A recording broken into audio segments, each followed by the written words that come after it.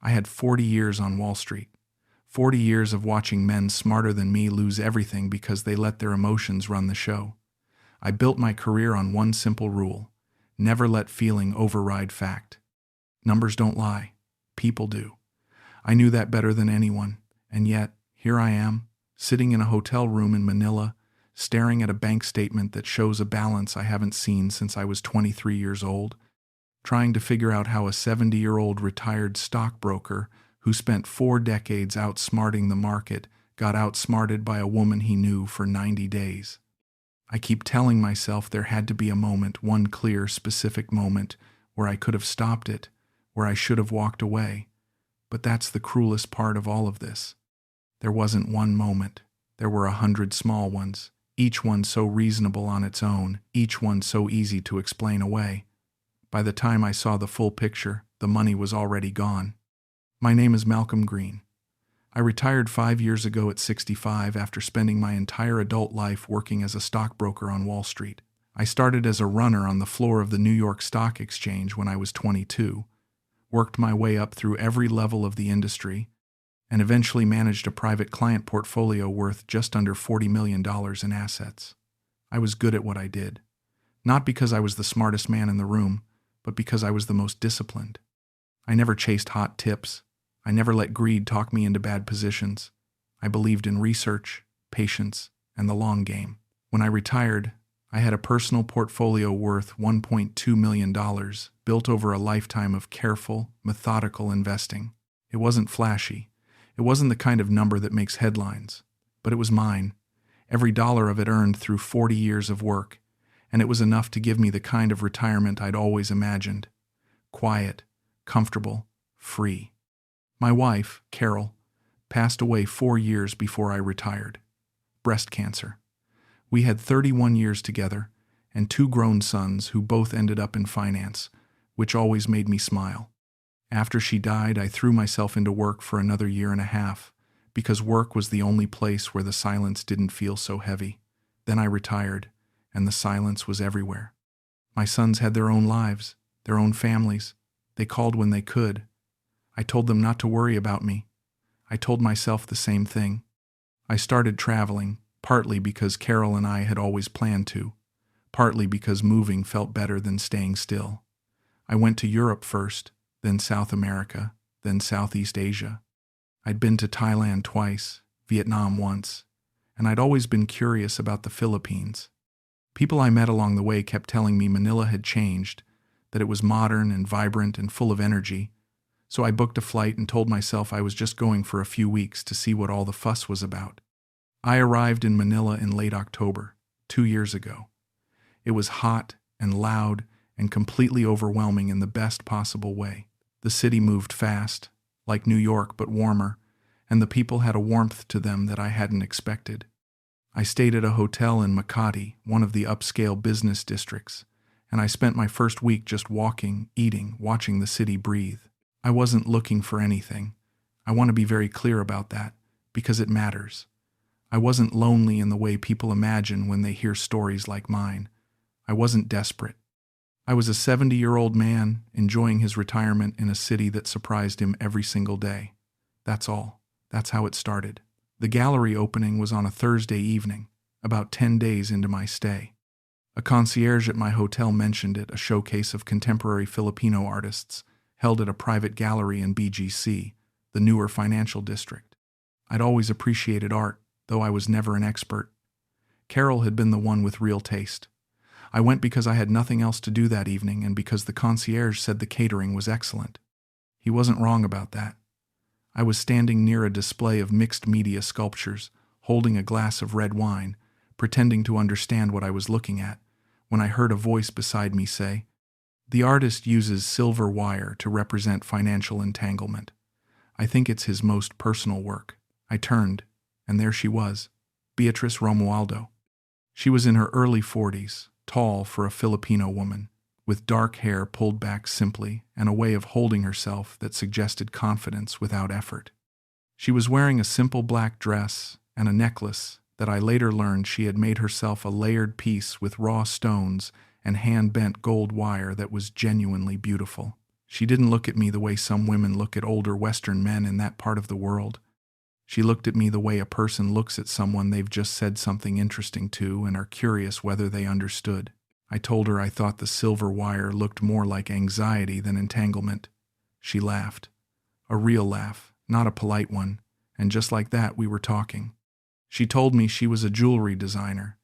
She'd studied in Hong Kong, worked briefly in Singapore, and returned to Manila to set up her own studio. She had pieces in 3 galleries across the city and was working toward her first international show.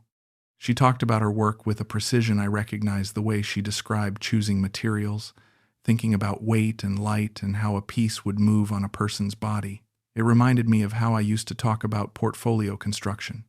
She asked what I did, and when I told her I was a retired stockbroker from Wall Street, she didn't get stars in her eyes or ask me how much money I had. She asked me what I missed about it. That question stopped me cold. In 5 years of retirement, nobody had asked me that. I told her I missed the discipline of it, the clarity. She nodded like she understood exactly what I meant, and I believed she did. We talked for almost 2 hours that night. She knew things about financial markets that surprised me, not deeply technical things, but the kind of intuitive understanding that comes from paying attention to the world. She mentioned she had several investor friends who moved money through Asia regularly, and that she'd picked up a reasonable understanding of how regional economics worked just from being around them. She didn't make it sound impressive. It was offhand, almost casual. I filed it away without thinking much about it. When the evening ended, she gave me her card. Heavy paper stock, clean design, her name and studio address embossed in dark ink. It felt like a real business card, because it was. I put it in my jacket pocket and went back to my hotel and thought about what a surprisingly good evening it had been. I texted her the next day to say it had been a pleasure meeting her. She replied within the hour and suggested coffee if I was still in the city. I was. We met 2 days later at a quiet place in Makati that she clearly knew well. The owner greeted her by name, and she ordered in Tagalog without looking at the menu. We talked for 3 hours. About art, about markets, about Manila, about New York. She asked thoughtful questions about my career and listened to the answers with genuine attention. I told her about Carol at some point. I don't even remember how it came up, and she didn't get uncomfortable or change the subject. She just said, "She sounds like she was someone who really saw you." I had to look away when she said that. Over the next 2 weeks, we met almost every other day. She showed me parts of Manila I never would have found on my own, a tiny workshop district where craftsmen made furniture by hand, a fish market at 5 in the morning, a rooftop garden above a restaurant that felt like it existed in a different city entirely. She was never pushy, never clingy. If I was tired, she was fine rescheduling. If I wanted to wander alone, she'd suggest a neighborhood and let me go. She felt, more than anything else, like an unusually interesting person who happened to enjoy my company. I started to wonder whether I was building something here. Not a grand romance, just something, a connection I hadn't felt in years. The investment conversation happened gradually, which is the thing I've turned over and over in my mind since. It wasn't one pitch. It wasn't one evening where she sat me down and made her case. It was more like water finding the cracks in stone, slow, patient, almost invisible until you notice the damage. It started with a comment one afternoon when we were walking through a shopping mall, and she pointed to a mobile payment kiosk and said something about how this technology was going to change the entire region within 5 years. I agreed. It was true. I said as much. She said she had a friend, a man she'd known since university, who was involved in building exactly that kind of platform. A mobile banking infrastructure designed specifically for the unbanked population of Southeast Asia. She said he was raising his final round of seed capital, and the returns projections were extraordinary. Then she stopped. She didn't push it further. She changed the subject. I noticed the deliberateness of that move only much later. She mentioned it again a week later, almost in passing. She said her friend had sent her updated documentation on the venture and she'd been reading through it. She said she'd invested a small amount herself money from her gallery commissions because she believed in the concept. She said it the way you'd mention buying a book you'd enjoyed. Not a sales pitch, a piece of her life, I asked a few questions. She answered them with the right level of detail, not too smooth, not too vague. Then she said, "I could introduce you to him if you're curious, but no pressure. You know this world better than I do." That line, that single line, "You know this world better than I do," it was perfectly calibrated for a man with my ego. It told me I was in control. It told me this was my decision, my expertise, my domain. I have thought about that line 1,000 times since. I met her friend, a man named Renaldo, polished and articulate, who presented himself as a tech entrepreneur at a private meeting room in a business hotel about 3 weeks after I'd arrived in Manila. He had a deck, printed, bound, professional. He walked me through market sizing, regulatory landscape, competitive analysis, revenue projections. Some of it I recognized as legitimate framework, the kind of analysis I'd reviewed hundreds of times in my career. Some of it I should have stress-tested harder, but I was listening with the part of my brain that was charmed rather than the part that was trained.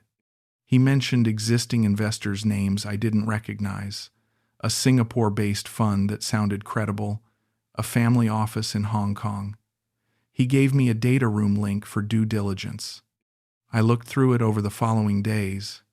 There were financial models, incorporation documents from the Philippines Securities and Exchange Commission, term sheets. It looked real. It was designed to look real. I want to stop here and be honest about something, because this is the part I find hardest to admit. I was not a naive man. I had spent 40 years evaluating exactly this kind of material. I knew what a shell company looked like. I knew how easy it was to fabricate documentation. I knew that the most dangerous investments were the ones that looked the most legitimate. I knew all of that.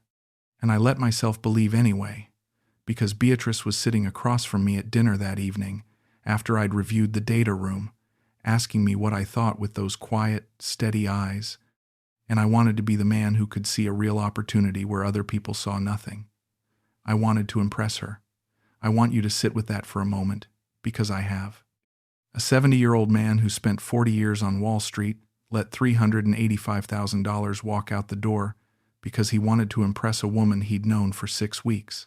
That is the truth of it. I told Beatrice I was interested in exploring a position. She said she was glad and that she'd let Renaldo know. The following week, we had a second meeting where he presented me with a formal investment agreement and wire transfer instructions to an account at a bank in Singapore. I asked him 3 or 4 questions that I now recognize were not nearly hard enough. He answered them smoothly. I asked for 48 hours to review the documentation one more time. He said, of course. Beatrice, who was not present at this meeting, texted me that evening to say she hoped I'd had a good conversation and that there was absolutely no pressure, that she understood if I decided it wasn't for me. That text message, that careful, low-pressure, entirely reasonable text message, was the most effective sales technique in the entire operation. It removed every ounce of remaining resistance. I wired $385,000. It was not all of my portfolio. I had the presence of mind barely not to liquidate everything. But $385,000 represented the most liquid portion of my holdings, the part I'd always kept accessible, the part I'd always thought of as my floor. I transferred it in 2 wires over 3 days, as the agreement specified. Renaldo acknowledged receipt. Beatrice said she was proud of me for trusting my instincts. I remember feeling, in that moment, more alive than I had in years, not because of the investment, because of her, because of the idea that something real was starting here, and that this investment was somehow part of it, a shared venture, a beginning. The first sign that something was wrong came 6 weeks later. Renaldo stopped responding to emails. His phone went to voicemail. I wasn't panicked yet. I'd seen deals go quiet during restructuring phases, and I told myself this was probably something like that. I mentioned it to Beatrice, and she seemed genuinely concerned. She said she'd try to reach him through mutual contacts. She seemed as confused as I was. I believed her. Another 2 weeks passed. Still nothing from Renaldo. The data room link now returned an error. Beatrice said she was trying to find out what had happened, that she was as frustrated as I was. She came to meet me at my hotel, And I watched her face carefully, the way I'd watched the faces of 1,000 investors over my career, and I could not find anything that looked like deception. She held my hands across the table and said, "I am so sorry, Malcolm. I am going to fix this." Those words, I held on to them for longer than I should have. Things changed slowly after that. Beatrice was harder to reach.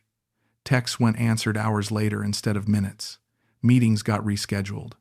When we did meet, she was distracted, apologetic, always claiming she was following up leads on Renaldo's whereabouts. I started doing my own research, the kind I should have done at the beginning. I searched the company name in Philippine SEC records and found an incorporation that was less than 8 months old, registered to an address in Quezon City that turned out to be a shared mail service.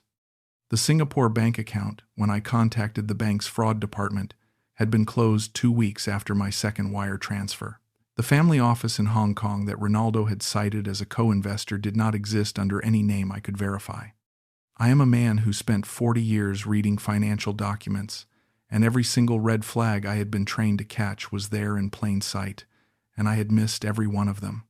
I confronted Beatrice by phone. My hands were shaking when I called her, but my voice was steady. Decades of boardroom composure are hard to unlearn. I told her what I'd found. I told her the company was a shell, that the account was closed, that nothing Renaldo had shown me was real. There was a long silence on the other end of the line. When she spoke, her voice was different. Not cold exactly, but composed in a way that was itself a kind of cold. She said she didn't know Renaldo had done any of this. She said she had invested her own money too and was a victim just as I was. She said she understood if I was angry, but that she had never intended any harm. Then she said she thought it would be best if we gave each other some space while she tried to sort things out on her end. I asked her directly, and I chose my words very carefully, whether she had ever actually invested any of her own money in this venture. She paused for just a fraction of a second too long before she said yes. I heard the pause. After 40 years in finance, I have been trained to hear pauses. I thanked her for her time and ended the call. She did not contact me again. I waited 2 days, and the silence was its own answer. I went to her studio address, the one on the business card she'd given me the first night at the gallery. A woman there told me Beatrice had not been in for several weeks and that she didn't know when she'd return. I left. I reported the fraud to the Philippine National Police's Cybercrime Unit and to the SEC. I filed a report with the FBI's Internet Crime Complaint Center from my hotel room that same evening, though I had little expectation of recovering anything. The FBI agent I eventually spoke to, in a follow-up call weeks later, told me these operations were sophisticated, well-organized, and almost universally successful at avoiding prosecution. He said the money was almost certainly gone. He said I was not the first and would not be the last. He was kind about it, which somehow made it worse. I stayed in Manila for another week, not because there was anything left to do there, but because I couldn't quite make myself leave.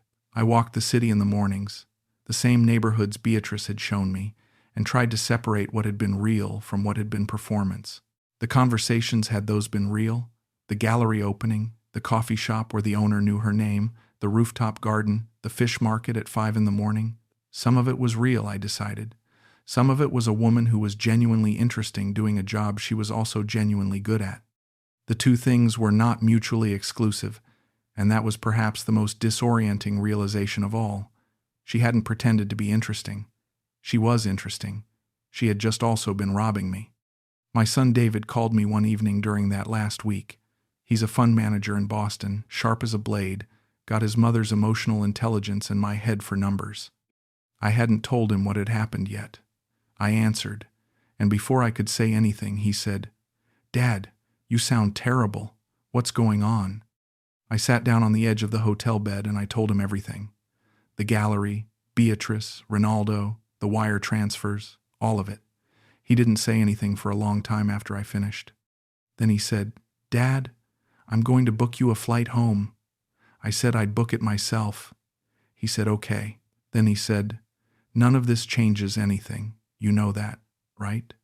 I didn't know what to say to that, so I just said I appreciated it. I flew home 4 days later. The flight was long, and I didn't sleep. I sat in the dark with the window shade down and went over every decision I'd made over those 3 months. Every conversation, every document, every moment where my professional instincts had flickered and I had chosen to ignore them. There was no single catastrophic failure of judgment. That's what I kept coming back to. There was just a series of very small, very human decisions to enjoy good company, to feel something again, to imagine that discipline and desire could coexist without one destroying the other. A 70-year-old widower, alone in a city he didn't know, met a woman who made him feel smart and seen and alive, and he paid $385,000 for that feeling. That is the whole story. That is all of it. Back in New York, I spent the first month doing the financial work.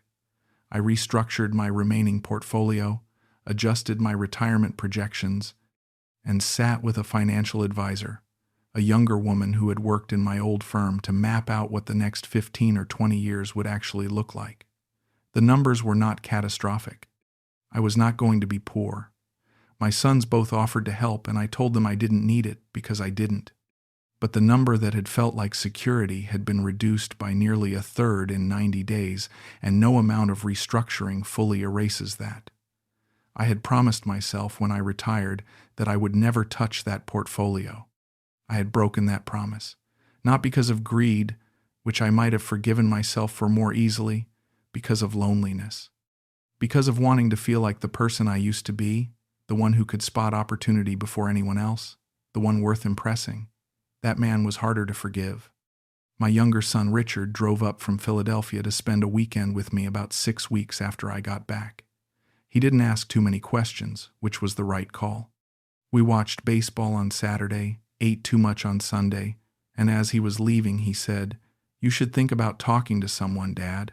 Not because anything's wrong, just because you've been carrying a lot of weight alone for a long time." I thought about dismissing that. Then I thought about Carol, and about the year and a half after she died, when I threw myself into work and called it coping, and I said I'd think about it. I did think about it. I made an appointment 3 days later with a therapist who specialized in grief and late-life transition. I'm not sure I would have done that before Manila. I'm not sure I would have admitted I needed it. The thing I've learned, and I've had a lot of quiet evenings to think about it, is that financial manipulation at the level I experienced is only partly about money. The money is the outcome.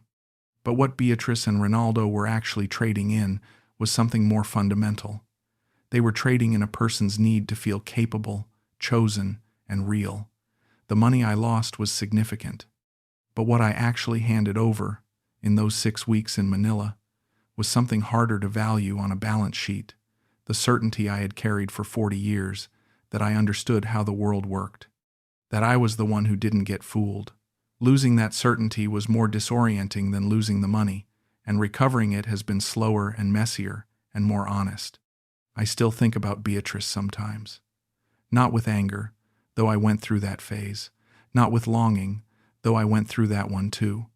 I think about her the way I think about a particularly sophisticated trade that went wrong, with a kind of professional respect that I'm not entirely comfortable with, and a clear-eyed assessment of where I failed in my own analysis. She was good at what she did. She read me accurately from the first evening. She knew exactly which door to walk through, not greed, because a man who built a career on discipline doesn't fall for obvious greed. She walked through the door of competence, of being seen as capable and important and worth impressing. That was the right door for me specifically. I have to admit that, because admitting it is how I make sure it never happens again. I am not the same man who walked into that gallery in BGC on a Thursday evening in October. I am not worse, I think. I might even be more honest, which is something of an irony for a man who built a career on reading the truth in numbers. I know now that discipline is not the same as immunity. I know that loneliness is not something you can outthink. I know that loving someone who is gone does not mean you are done needing human warmth. These are not comfortable things to know at 70. They might have been easier to learn at 40. But I have them now, paid for at a price I wouldn't recommend, and they are mine the same way every dollar in my portfolio is mine earned, irreversible, and worth more than what they cost. I still travel. I went to Portugal last spring, and to the Scottish Highlands in the fall. I eat well, I sleep better than I did in Manila, and almost as well as I did before Carol died, which is progress I measure carefully. My portfolio, restructured and guarded now with a level of personal oversight that borders on obsessive, has recovered somewhat.